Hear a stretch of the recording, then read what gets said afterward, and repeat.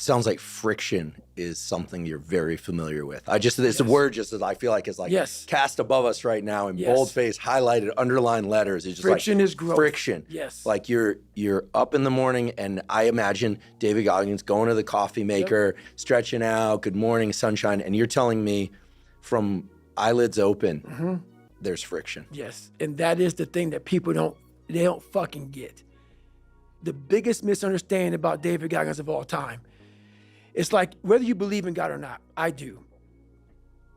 He put this lab rat, which is me, on this planet and said, let me fucking see what a beat up, abused kid who can barely learn, who has a twisted body, messed up genetics, sickle cell, this and that.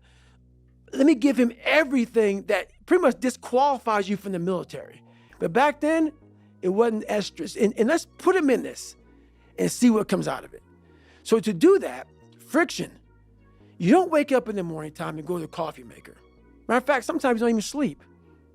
What it requires is when I'm at 2 o'clock it's 2 o'clock in the morning, and my brain is thinking about a fucking drug, and I got to get up and look in my book to see if that drug is how I remember it.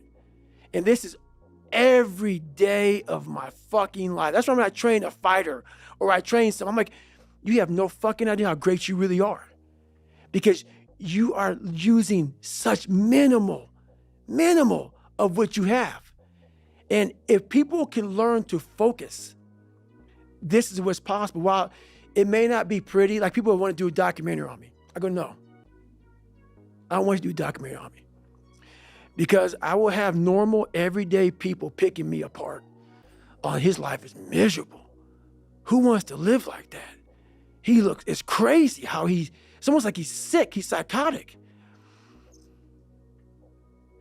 The most frustrating thing in the world for me is when normal people judge a man like myself on what it really takes to extract greatness from nothing.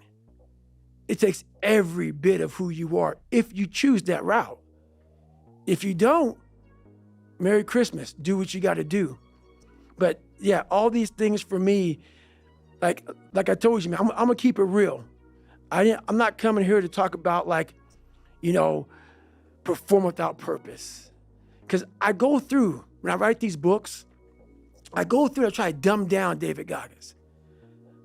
How can I give normal people, and I'm normal, but I found something that most don't want to find. How can I speak to people and give them something from this crazy psychotic brain that I've developed? How can I give them that? So I sit down with Jennifer for years and write down perform without purpose, callous your mind, armor your mind, the cookie jar, the accountability mirror, shit that people can fucking use in their lives. No. I'm glad it helps you, but the barbaric life that I live, that you have to live, the almost obsession that you must have to be great, you can't put that shit in a fucking book, bro. You can't put it in a book. You can't write about it. It has to be experienced. It has to be experienced. And you can't even, after you experience it, to write it in the book, it would seem like he needs to be locked up. Too gory. It's too gory. It doesn't make sense for a guy that every second of the day, he is trying to extract more from something. He's constantly thinking, he's constantly disciplined, never going off the path. Whatever is injured on him, he figures a way. It's a conqueror's mindset. And very few people, if any, can really understand what that is. Like, I'm almost 50, and I've been this way for almost 30 years. Like, what do you do for fun? You would never, like these questions, I don't get them. I don't understand them. So yeah. I get asked that sometimes. What do you do for fun? I start listing off all this stuff like podcasting, reading, right, working out. Right. But so some of that resonates, but I think what's so truly unusual about what you're describing